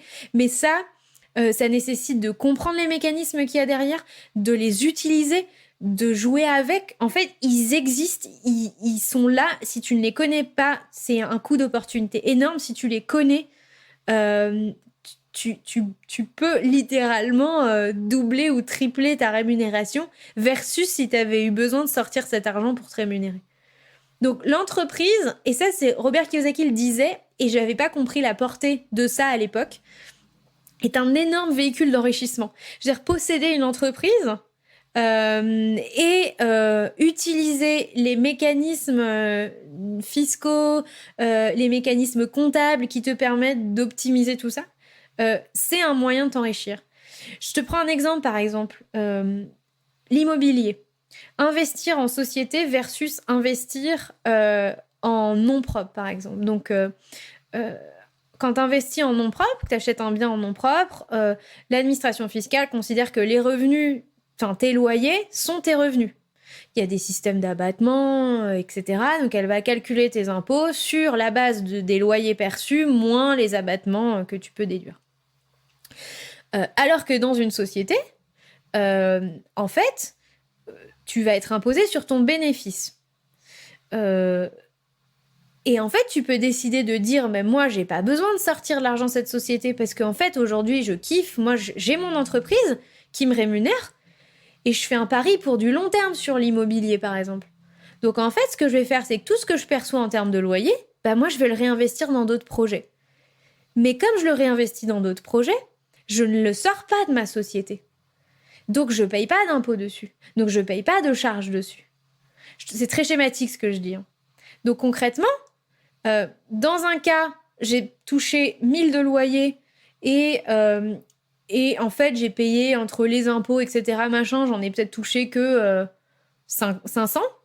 Dans l'autre cas, j'ai touché 1000 de loyer et ces 1000-là, j'ai peut-être payé un peu de charges à droite à gauche, fixes que j'ai et les 900 qui restent, je les ai réinvestis dans un autre projet. Donc d'un côté, j'avais que 500 € avec lesquels que j'ai touché, moi, et que je peux affecter à autre chose. De l'autre, parce que c'est transité par une société et que cette société peut investir dans autre chose, bah, j'en ai potentiellement 900 à investir au lieu de 500.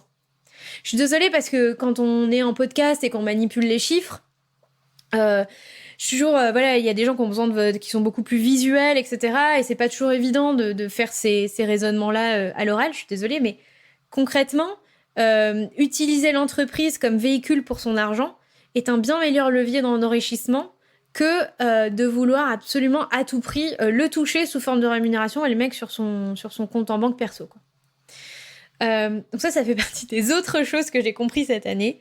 Le pouvoir de l'entrepreneuriat. Et aujourd'hui, par exemple, j'ai un niveau de rémunération cible que j'aimerais avoir. Et en fait, je sais très bien que ce niveau de rémunération, je sais pas cette somme-là que je vais me verser sur mon compte à moi, sinon je vais payer beaucoup d'impôts. C'est une somme, en partie, je vais utiliser en fait mon entreprise pour financer des besoins que j'ai. Par exemple, j'ai de plus en plus... J'aimerais que mon train de vie, par exemple, serve à financer régulièrement des formations. J'aimerais me former beaucoup plus souvent. J'aimerais me former... quasiment enchaîner les programmes de formation ou en faire 2, 3, 4 par an. Et en fait, comme ces formations servent mon activité professionnelle, mais j'ai tout à fait intérêt à les financer par mon entreprise sans passer par la case mon entreprise, je me suis versé une rémunération et je paye ces rémunérations sur mon petit salaire que je me suis versé, sur lequel j'ai payé des charges et des impôts. Non, en fait, c'est comme les formations que je veux faire servent mon activité, elles peuvent tout à fait être finançables par mon entreprise. Et on est à nouveau dans ce mécanisme que 1000 € de générés de chiffre d'affaires peuvent servir à financer, grosso modo, à peu près 1000 € de formation, alors que si j'étais passée par la case « je me rémunère avec ces 1000 €, j'en aurais touché 500, et donc j'aurais pu financer que sur mes deniers à moi une formation à 500. Donc là, je fais une différence entre la personne qui effectivement va se rémunérer d'une activité salariée et celle qui se rémunère via une entreprise. Et les leviers, potentiellement, vous pouvez faire... En fait, vous pouvez financer x2, en fait, avec une entreprise. Et c'est ça où l'entrepreneuriat est aussi un énorme levier d'enrichissement, au-delà du fait que c'est un bien meilleur moyen d'accéder à une liberté professionnelle versus le fait d'être salarié. Je l'ai même pas fait exprès, mais en fait, ça m'offre une excellente transition vers le 4e point que j'avais envie de mettre en avant. Je suis toujours dans qu'est-ce qui a changé ma vie, hein. Comment l'argent a changé ma vie, qu'est-ce qui a changé ces 2 dernières années et quelle est la profondeur du changement de mindset que je vis depuis 2 ans. Le 4e point que j'avais envie de mettre en avant, c'est j'avais la nécessité de se former et d'apprendre tout au long de sa vie. Ouais, on l'entend partout. Oui, c'est un discours qui devient de plus en plus présent. mais ça n'était pas jusqu'à présent une réalité pour moi. En fait, il faut comprendre que déjà, j'ai fait de longues études. Donc, je suis issue de ce moule de 20 ans d'études, 40 ans de carrière, 20 ans de retraite. Sauf quand on a des parents qui ont choisi une voie alternative, on a tous plus ou moins grandi dans ce schéma-là de se dire je fais 20 ans d'études ou 25 ans d'études, je fais 40 ans, 45 ans de carrière et ensuite j'ai ma retraite. Et donc, sous-entendu, j'apprends pendant 20 ans, j'applique, je profite. Avec, quelques petites exceptions, du genre, oui, je vais me remettre à niveau, oui, si je peux réapprendre des choses en faisant une reconversion, ok, soit. Mais j'ai pas été, moi, bercée dans l'esprit de se dire, il faut tout le temps apprendre, il faut pas arrêter d'apprendre, etc. Mais pas comme une forme d'injonction, mais comme un besoin en fait. On est des êtres humains qui avons un besoin naturel d'apprendre que souvent nous ne satisfaisons pas à sa juste valeur. Et aussi parce que dans mes premières, enfin, en étant passée par un milieu start-up, qui favorise énormément la débrouillardise, faire beaucoup avec peu de moyens, c'est l'empire de l'auto-apprendissage. On favorise euh, démerde-toi, quoi. Apprends par toi-même. Moi, j'ai été picousée à ça. C'est fais-le et tu vas apprendre en faisant, quoi. Euh, un peu avec une forme de dédain, d'ailleurs, du monde traditionnel, de la formation, de l'accompagnement, etc. Donc, en gros, moi, j'étais pas du tout dans ce mindset d'apprentissage à vie, d'apprentissage continu. Et, euh, et en fait, j'ai ce qui m'a il s'est passé quelque chose l'année dernière qui a vraiment changé ma vision sur ce sujet-là. Euh, J'avais dans les 10 premières, enfin, dans ma décennie d'avant, évidemment que je m'étais déjà heurtée à des plafonds de verre professionnels, ce sentiment de plus apprendre grand-chose, de plus arriver à progresser, etc. Mais je crois que je l'avais jamais conscientisé en fait. Et là, je me suis heurtée à peu près au milieu de l'année dernière à une difficulté où j'avais l'impression de ne plus être en capacité d'apprendre par moi-même. Voilà, j'étais allée au bout de ce que je pouvais apprendre par moi-même, expérimenter par moi-même. Euh, et, euh, et pour autant, comme c'était dans des domaines qui étaient mes domaines de prédilection, le marketing, etc., j'arrivais pas à m'avouer à moi-même que j'avais besoin de me faire aider, quoi. D'apprendre, de me faire accompagner. Euh, et en fait, j'ai mobilisé une résistance vis-à-vis de ça pendant des mois, jusqu'au jour où je me suis dit, mets-toi une deadline, Delphine. Euh, ok, donc il y a une limite à faire les choses par soi-même, donc tu te donnes une deadline et tu te donnes un objectif, et si tu l'as pas atteint dans cette deadline-là, tu te fais accompagner, et donc ça te laisse 2, 3 mois pour identifier une personne ressource. Un coach en ligne, un formateur, enfin, un truc qui te semble approprié à ta difficulté du moment, qui était liée au marketing, à la vente et surtout à mon positionnement de ce que je voulais faire en tant que formatrice ou coach. Et j'ai identifié un formateur qui me plaisait bien, j'ai attendu ma deadline et à la fin de la deadline, c'était 2 ou 3 mois, je n'avais pas du tout, mais alors pas du tout atteint mon objectif. Mais j'en étais loin. J'en étais vraiment, vraiment loin. Et je fais OK, banco, il n'y a pas de souci. Je me suis fixé ma limite, voilà. J'ai dépensé une coquette somme dans cet accompagnement je ne l'ai absolument pas regretté, quoi. En fait, ça m'a plus que plus que ce que j'ai appris pendant la formation, plus que le retour sur investissement que j'ai eu de ce programme de formation et de ce formateur, plus que ça, c'est aussi ça m'a ouvert à plein d'opportunités et je me suis rendu compte finalement probablement de tout ce que j'avais manqué, mais de ce que ça pouvait apporter que de se faire aider, de se faire accompagner quand on sent une limite et un plafond de verre. vraiment à quel point ça pouvait aller beaucoup plus loin et beaucoup plus vite. Alors évidemment, il y a une incertitude. J'avais cette incertitude. Est-ce que c'est le bon coach? Est-ce que je vais pas jeter de l'argent par les fenêtres? Est-ce que je vais pas me tromper? Évidemment, c'est présent, d'autant que la somme était assez conséquente. C'est-à-dire que j'ai pas fait les choses à moitié. C'est-à-dire que c'est la première fois de ma vie que je faisais une formation et j'ai dépensé 4 800 €. Voilà, je le dis, ça y est, c'est bon, c'est dit. Et j'ai dépensé sur l'argent de ma société, encore une fois. Donc forcément, vu ce que j'ai dit juste avant, c'était aussi plus avantageux. Mais tout ça pour dire que j'ai pas fait les choses à moitié, quoi. et en fait, mais c'est incroyable comme j'ai eu un pardon, putain de plaisir à être entourée de tous ces gens, à l'émulation qu'il y avait, à apprendre en fait. Enfin, je me dis, mais c'est génial, j'apprends à faire des choses que je savais pas faire, enfin voilà. Et pourtant, c'est mon métier, j'accompagne des gens en fait. Mais moi, j'avais pas franchi ce cap et ça a été un énorme changement pour moi dans la vie que de franchir ce cap et de me dire, en fait, mais c'est un tel plaisir d'apprendre. Et je veux me donner les moyens. Ça fait partie maintenant de mes objectifs de vie, c'est que je veux que ma vie soit aussi me donner les moyens de pouvoir continuer à apprendre. À la fois des choses qui servent mon activité, qui me rendent meilleur coach, qui me rendent meilleure personne, mais aussi apprendre des disciplines, me former, enfin aussi pour des choses qui sont aussi bénignes que des loisirs, qui aussi finalement développent aussi nos capacités. Ça fait longtemps que je dis que je voudrais... j'ai découvert il y a quelques années la pratique de la pole dance, que malheureusement je n'ai pas la possibilité de pratiquer là où je suis, parce qu'il n'y en a pas partout, des écoles de pole dance. Mais c'est une pratique que je veux développer. Un jour, j'arriverai en fait.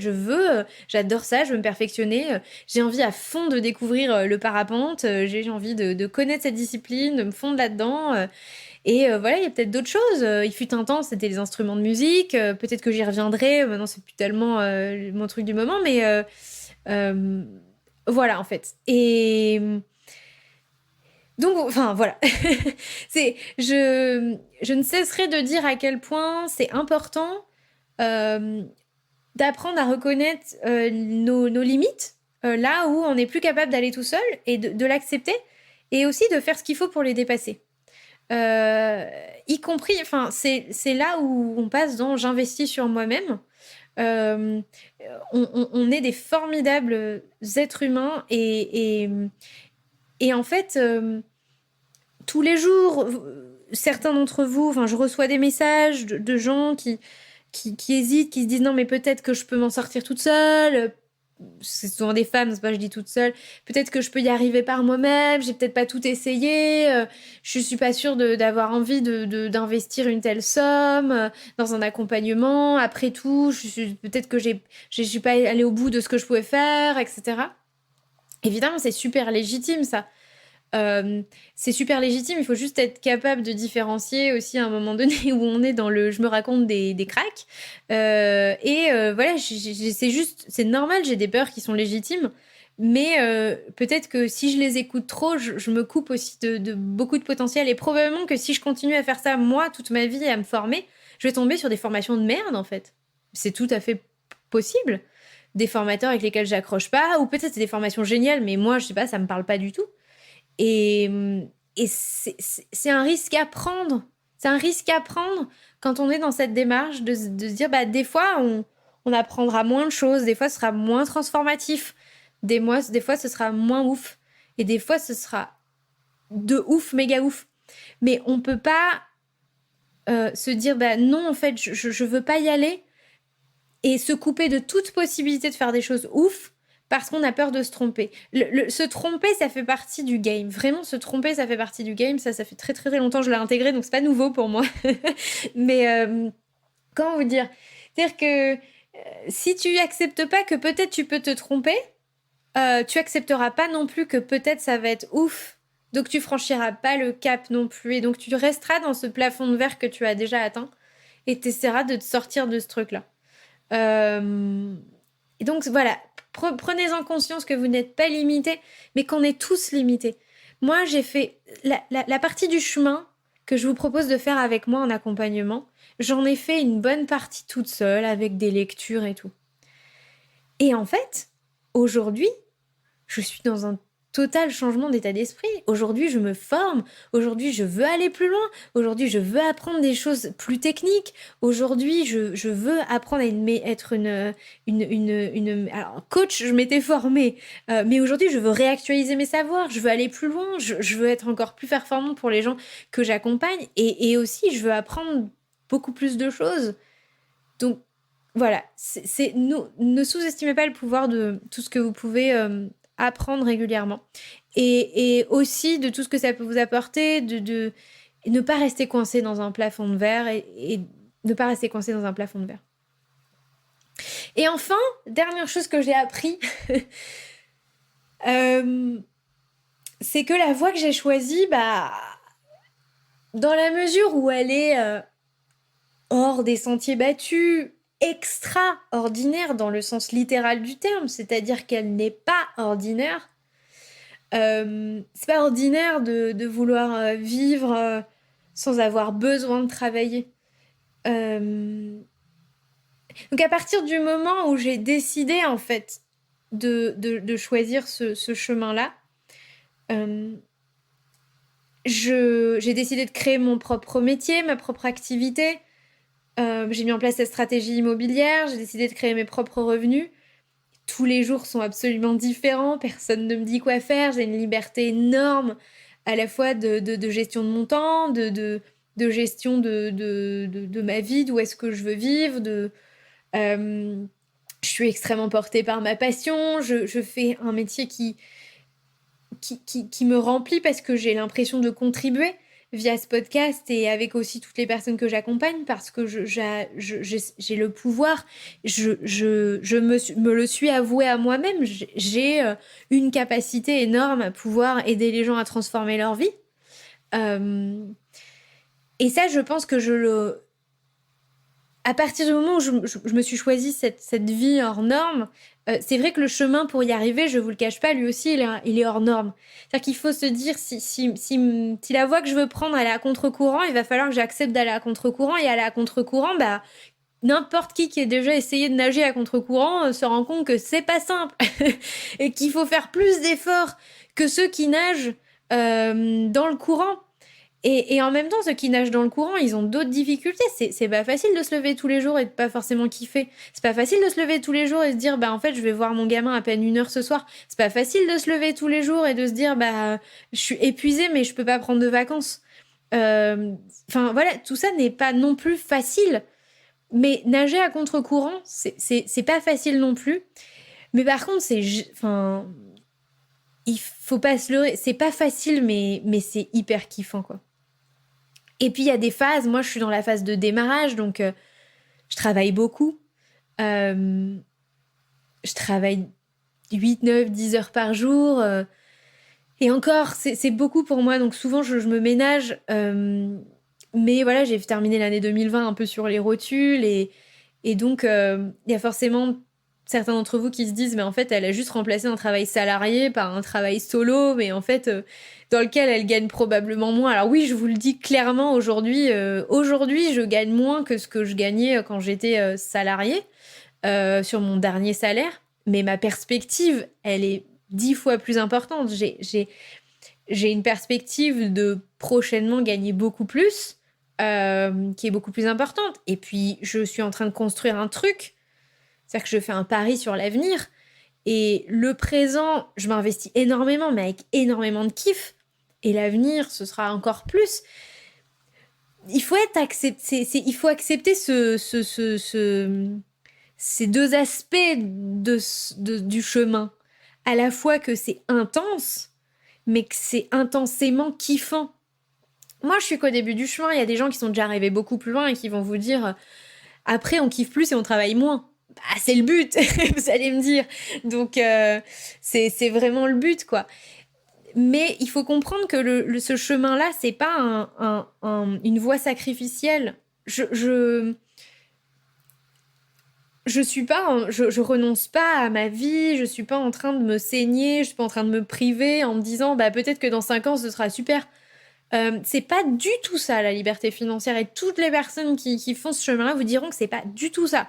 C'est pas soit je kiffe un peu tous les jours dans le système classique, soit je me prive énormément pour que peut-être un jour je kiffe. C'est pas du tout ça. Ça, c'était ma vision d'avant, pour le coup. Je pensais que c'était ça. Et c'est pas du tout ça, en fait. C'est choisir une autre voie. Je pense que je travaille pas plus et que je suis clairement plus heureuse dans ce que je fais, même en travaillant beaucoup, que plein de gens que je connais qui sont pas forcément très épanouis dans leur job et qui bossent énormément. Alors peut-être aujourd'hui ils gagnent plus que moi, mais au prix de plein de choses de sacrifices que moi j'aimerais pas faire, clairement. Donc en fait c'est juste une autre voie, c'est différent. Et je pense qu'on s'en fait une montagne, alors qu'en fait ça l'est pas forcément. Donc c'est le dernier enseignement que j'avais envie de partager avec vous. Et à travers ces 5 enseignements, mon but n'est pas de vous dire venez avec moi, on va tous être libres financièrement, il n'y a que ça qui est génial, etc.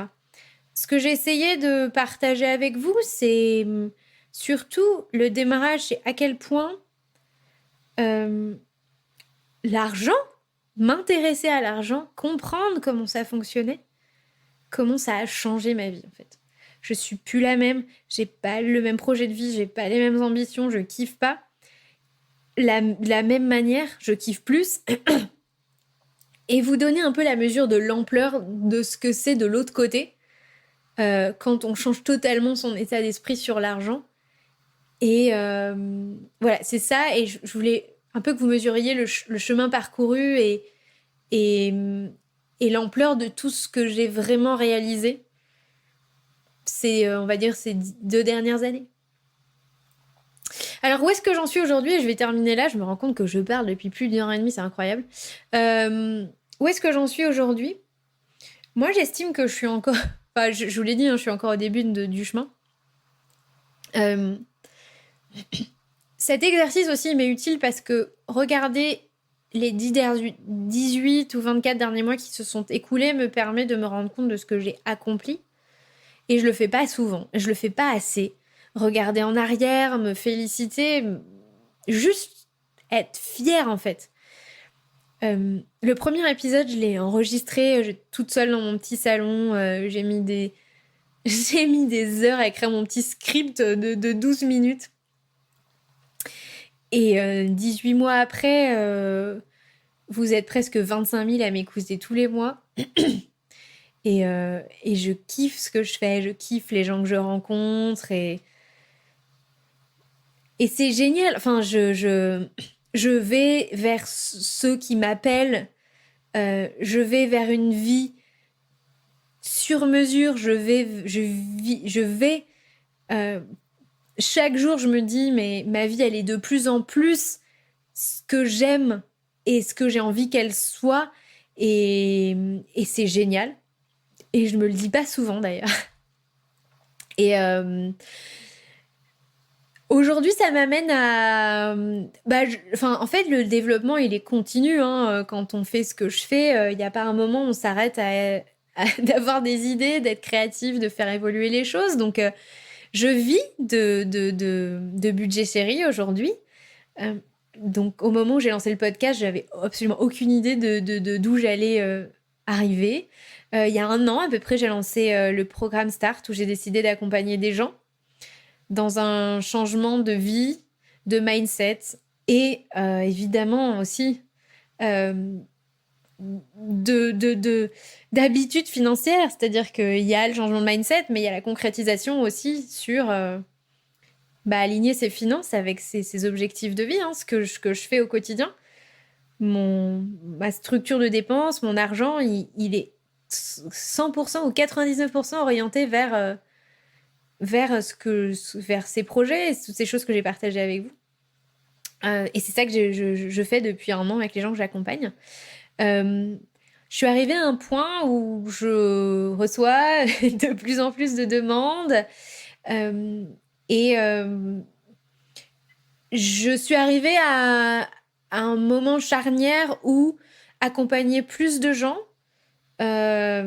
aurait commence à mettre en péril ou aurait commencé à mettre en péril mon équilibre, puisque à nouveau une partie non significative de mon emploi du temps était dédiée à l'accompagnement individuel des personnes qui m'ont fait confiance. Et voilà, je devais décider entre soit ce sera plus moi et je commence à déléguer, je monte une équipe. Si vous avez bien suivi, c'est pas forcément le sens de ce que j'ai envie de faire. Et c'est pas évident hein, de s'entourer des bonnes personnes à qui je vous confie. À qui je vous confie en fait. Vous avez envie de me faire confiance à moi et monter une équipe en qui moi j'ai confiance et en qui vous pouvez avoir confiance, c'est pas évident. Probablement que j'arriverai à ça un jour de toute façon, hein, si je veux accompagner de plus en plus de gens. Mais pour l'instant, j'ai aussi décidé d'accompagner un petit peu moins de personnes, donc que je le fais actuellement. Et surtout, de me concentrer sur un problème très très très précis à résoudre. Et j'ai envie d'être encore meilleure à résoudre ce problème très précis que vous êtes beaucoup à vivre. Euh, et voilà, j'ai envie d'être une meilleure coach, une meilleure ressource pour les gens qui ont décidé de me faire confiance et qui vont décider de me faire confiance pour transformer leur vie. Donc décidé de... Je vais y consacrer tout le mois d'avril. Je suis globalement en pleine préparation. Je peux pas dire que c'est un nouveau programme. On va dire que c'est une transformation. Enfin, je vais... ça va changer. Voilà. Bon, pour ceux qui connaissent pas le programme, en fait, vous vous en foutez. Mais voilà, il y a beaucoup de choses que j'ai envie de faire évoluer dans ma pratique pour qu'elle corresponde encore mieux à vos besoins. Continuer à me former, parce que c'est aussi des choses que je vais continuer à faire tout au long du mois d'avril. J'ai du coup décidé notamment de ne plus intégrer personne dans le programme au cours du mois d'avril. Donc pour tous ceux qui ont envie de faire des sessions stratégiques avec moi et qui se posent la question, ben en fait non. Je suis vraiment navrée, mais mon calendrier est keblo, surtout le mois d'avril. Donc, le temps que je fasse ce travail-là qui est hyper important pour moi. Euh, voilà, j'en dirai pas plus pour l'instant. Évidemment, j'aurai l'occasion de reparler en long, en large et en travers d'ici un mois de tout, de ce nouveau programme, de la manière dont qui j'ai envie d'accompagner. Pour faire quoi, pour quel résultat et en quoi c'est encore plus fort qu'avant. Donc voilà, j'aurai l'occasion de... C'est un teaser sans être un teaser, hein, mais c'est aussi surtout pour expliquer pourquoi peut-être je ménage la frustration de tous ceux qui avaient dans l'idée de passer un peu de temps avec moi pour évaluer votre motivation à rejoindre le programme. Voilà, bah écoutez, je vais m'arrêter là.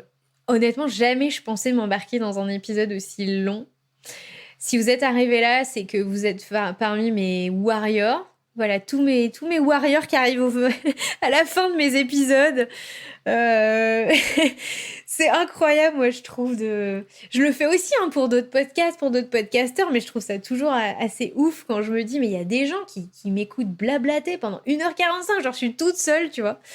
Et donc voilà, merci à tous ceux qui m'ont écouté, même si vous avez arrêté avant, et évidemment à tous mes petits warriors qui sont arrivés jusque-là.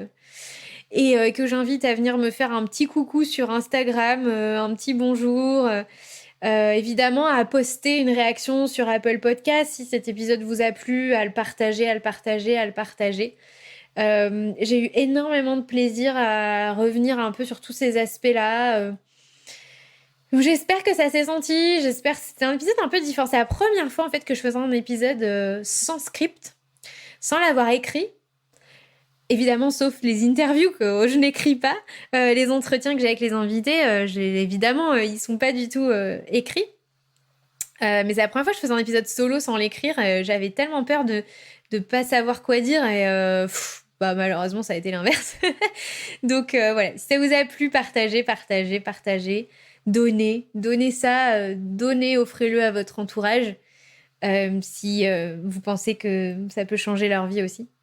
Et puis, je vous dis à très bientôt pour un prochain épisode, hein, dans 2 semaines, qui sera pas solo celui-ci. Donc voilà, à très bientôt pour un prochain épisode. Et puis à très bientôt pour tous ceux que j'aurai le plaisir d'accompagner aussi. Voilà, prenez soin de vous et de vos finances. Ciao, bye bye.